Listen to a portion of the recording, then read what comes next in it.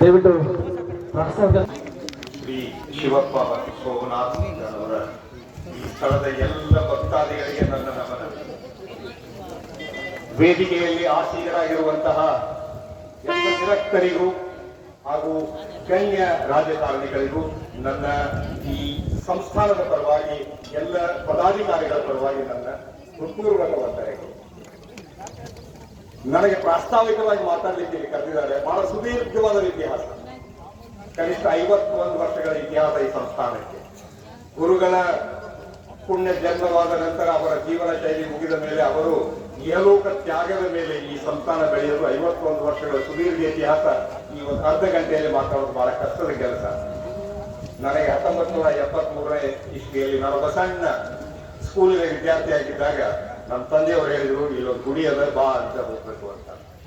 1973, ಇವತ್ತಿಗೆ 50 ವರ್ಷಗಳಾದ 23ನೇ ಇಸ್ವಿಗೆ ಒಂದು 4-5 2 ಗದ್ದಿಗೆಗಳು, 4 ಕಲ್ಲಿನ ಕೇರಿನ ಗಾಲಿಗಳು, ಒಂದು ದಾರಿ. ನೀವು ಹಳ್ಳಿಯಿಂದ ಬರಬೇಕಾದ್ರೆ ಎತ್ತಿನ ಗಾಡಿಯಲ್ಲಿ ಬರಬೇಕಾಗ್ತಿತ್ತು. ನಮ್ಮ ಊರಿಂದ ಇಲ್ಲಿ ಬರಬೇಕಾದ್ರೆ ಕನಿಷ್ಠ ನಿಮಗೆ 2 ಗಂಟೆ ಅಥವಾ 2.5 ಗಂಟೆ ಟೈಮ್ ಬೇಕಾಗ್ತದೆ. ಆ ಕಾಲದಲ್ಲಿ ಇಲ್ಲಿ ಬಂದು ಅವರು ಎಲ್ಲ ಇಲ್ಲಿ ಕೆಳಗೆ ಕೂತಿರುವಂತಹ ಮಹನೀಯರು, ಇಲ್ಲಿ ನಿಮ್ಮ ಎದುರುಗಡೆ ಕಾಣಿಸ್ತಾ ಇರೋಲ್ಲ, ಇವರೆಲ್ಲ ನಾವು ಕಾಲ ಬಂದಾಗೆಲ್ಲ ಮರೆತು ಹೋಗ್ತೀವಿ.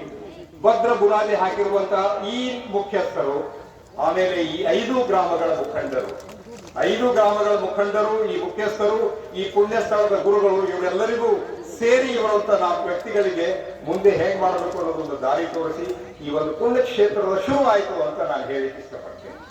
ಈ 53 ವರ್ಷಗಳ ಸುದೀರ್ಘ ಇತಿಹಾಸದಲ್ಲಿ ಬೆಳೆದು ಬಂದ ರೀತಿ ಬಹಳ ಕಷ್ಟಕರ. ನನಗೆ ಹೇಳ್ತಾ ಇದ್ರು, ಮೊದಲನೇ ಅಮಾವಾಸ್ಯೆಗೆ ನಮ್ಮ ಗುಡಿಗೆ ಬಂದಿರೋ ಕಾಣಿಕೆ 17 ರೂಪಾಯಿ.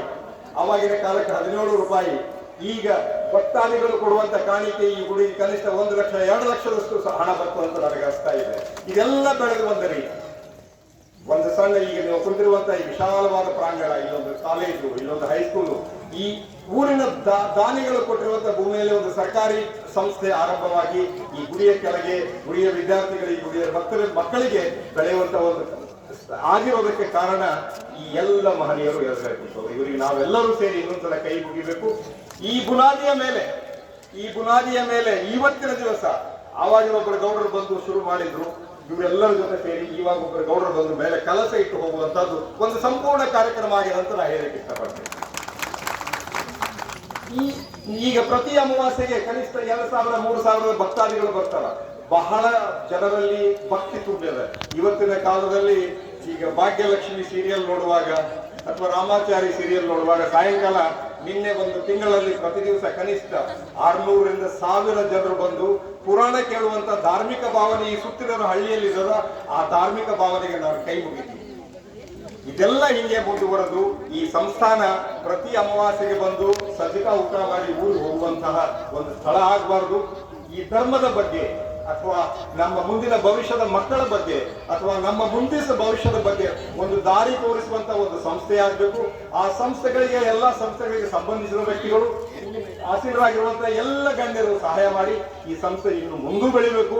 ಇನ್ನು ಮುಂದೆ ಬೆಳೆದು ಹೋಗಿ ಎಲ್ಲ ಜನರಿಗೆ, ಎಲ್ಲ ವರ್ಗಕ್ಕೆ, ಎಲ್ಲ ಜಾತಿಗಳಿಗೆ, ಎಲ್ಲ ಧರ್ಮಗಳಿಗೆ ಸಮನ್ವಯವಾಗಿ ದಾರಿ ತೋರಿಸುವಂತ ಒಂದು ಸಂಸ್ಥೆ ಆಗಬೇಕು. ಬೆಳೆದು ಎಲ್ಲರೂ ಇಲ್ಲಿ ಬಂದು ಆಶ್ರಯ ಪಡೆಯುವಂತ ಆಗಬೇಕು. 50 ವರ್ಷಗಳ ಹಿಂದೆ ಒಂದು ಆಲದ ಮರ ನೆಟ್ಟಿದ್ರಲ್ಲಿ ಆಲದ ಮರದ ಕೆಳಗೆ ಜನ ಹೇಗೆ ನೆರಳು ಅನುಭವಿಸ್ತಾರೋ ಈಗಲೂ ಹಾಗೆ ಈ ಸಂಸ್ಥೆ ಬರುವಂತ ಭಕ್ತರಿಗೆ, ಭಕ್ತರ ಮಕ್ಕಳಿಗೆ, ಮುಂದಿನ ವಂಶಾವಳಿಗೆ ಒಂದು ದಾರಿ ತೋರುವ ಮಾರ್ಗ, ಒಂದು ಸನ್ಮಾರ್ಗದಲ್ಲಿ ನಡೆಯುವಂತಹ ದಾರಿ ತೋರಿಸುವಂತಹ ಸಂಸ್ಥೆಯಾಗಿ ಬೆಳೆಯಲಿ ಅಂತ ಹಾರೈಸಿ ಎಲ್ಲ ಗಣ್ಯರಿಗೂ ನಾನು ಸಂಸ್ಥೆಯ ಪರವಾಗಿ ಮತ್ತೊಂದು ಸಲ ಆದರದ ಸ್ವಾಗತ ಕೇಳಿ ನಾನು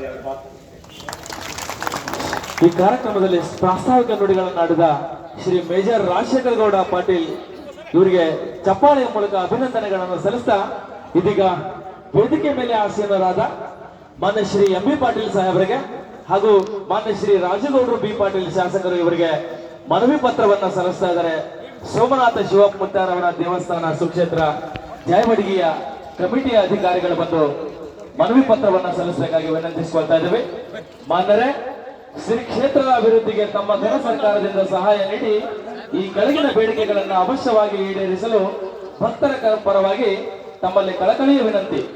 ಭಕ್ತರ ಹಾಗೂ ಸಾರ್ವಜನಿಕರ ಅನುಕೂಲಕ್ಕಾಗಿ ಗ್ರಾಮೀಣ ಪ್ರದೇಶದಲ್ಲಿನ ಶ್ರೀ ಕ್ಷೇತ್ರದಲ್ಲಿ ಸಭೆ ಸಮಾರಂಭಗಳಿಗೆ ಹಾಗೂ ಧಾರ್ಮಿಕ ಕಾರ್ಯಕ್ರಮಗಳಿಗೆ ಸಮುದಾಯ ಭವನವು ಅವಶ್ಯವಿರುತ್ತದೆ. ಆದ್ದರಿಂದ ಅದನ್ನು ನಿರ್ಮಿಸಬೇಕಾಗಿ ವಿನಂತಿ. ಶ್ರೀ ಕ್ಷೇತ್ರಕ್ಕೆ ಆಗಮಿಸಿದ ಭಕ್ತರಿಗೆ ಪ್ರತಿ ದಿವಸ ಪ್ರಸಾದದ ವ್ಯವಸ್ಥೆ ಇರುತ್ತದೆ. ಎಲ್ಲರೂ ಏಕಕಾಲಕ್ಕೆ ಪ್ರಸಾದ ಸ್ವೀಕರಿಸಲು ದಾಸೋಹ ನಿಲಯ ಅವಶ್ಯವಿದ್ದು ಅದನ್ನು ನಿರ್ಮಿಸಿಕೊಡಬೇಕಾಗಿ ತಮ್ಮಲ್ಲಿ ವಿನಂತಿ. ಶ್ರೀ ಕ್ಷೇತ್ರಕ್ಕೆ ರಾಜ್ಯ ಹಾಗೂ ಅಂತರ್ರಾಜ್ಯದಿಂದ ಸಾವಿರಾರು ಜನ ಭಕ್ತರು ಆಗಮಿಸುವ ಕಾರಣ ಶ್ರೀ ಕ್ಷೇತ್ರ ಇದ್ದು ದರ್ಶನ ಪಡೆಯಲು ವಸತಿಗೆ ಆಗಮಿಸುವ ಭಕ್ತರ ಅನುಕೂಲಕ್ಕಾಗಿ ಯಾತ್ರಾ ನಿವಾಸ ಹಾಗೂ ರಂಗಮಂದಿರ, ಪಶು ಆಸ್ಪತ್ರೆ, ಬಸ್ಸು ತಂಗುದಾಳಗಳನ್ನ ನಿರ್ಮಿಸಿಕೊಡಬೇಕಾಗಿ ಮಾನ್ಯರಲ್ಲಿ ವಿನಂತಿಸಿಕೊಳ್ತಾ ಇದ್ದೀವಿ. ಇಂತಿ ಸರ್ವ ಸದಸ್ಯರು ಶ್ರೀ ಸೋಮನಾಥ್ ಶಿವಮೂರ್ತಿ ಜಾತ್ರಾ ಕಮಿಟಿ, ಜಾಯವಡಿಗೆ, ಕಾರ್ನಾಳ, ಬ್ಯಾಕ್ವಾಡ, ಸೋಲ್ವಡಿಗೆ, ಅಗಸಬಾಳ ಹಾಗೂ ಸಮಸ್ತ ದೈವ ಮಂಡಳಿ ಧನ್ಯವಾದಗಳನ್ನು ಅರ್ಪಿಸ್ತಾ ಇದೀಗ ಈ ಕಾರ್ಯಕ್ರಮವನ್ನು ಉದ್ಘಾಟನೆ ಮಾಡಿದ ಮಾನ್ಯ ಶ್ರೀ ಎಂ.ಬಿ. ಪಾಟೀಲ್ ಮಧ್ಯಮ ಹಾಗೂ ಬೃಹತ್ ಕೈಗಾರಿಕಾ ಸಚಿವರು, ವಿಜಯಪುರ ಜಿಲ್ಲಾ ಉಸ್ತುವಾರಿ ಸಚಿವರು ತಮ್ಮ ಉದ್ಘಾಟನಾ ಪರ ನುಡಿಗಳನ್ನಾಡಬೇಕಾಗಿ ಮಾನ್ಯರಲ್ಲಿ ವಿನಂತಿಸಿಕೊಳ್ತಾ ಇದ್ದೀವಿ.